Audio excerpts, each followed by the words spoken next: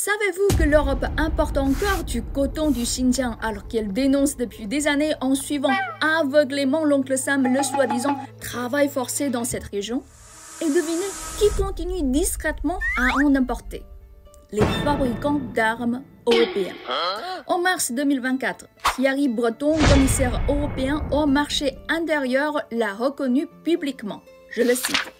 Pour fabriquer de la poudre, il faut un type de coton spécifique qui provient principalement de Chine. Fin de citation. Mais quel paradoxe! Quelle hypocrisie!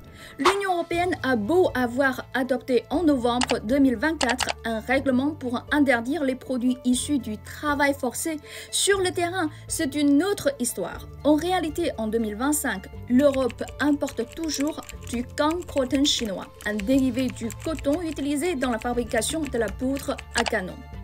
Pourquoi? Parce que selon cet article de Bloomberg daté en mars 2025, les alternatives comme les fibres dérivées du bois ne sont pas encore au point.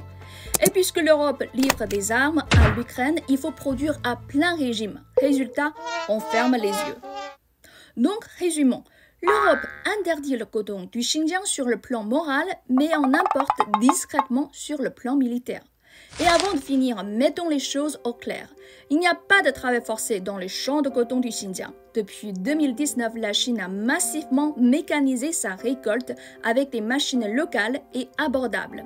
En 2024, plus de 90% du coton a été récolté par des machines. Alors un dernier message à l'Europe.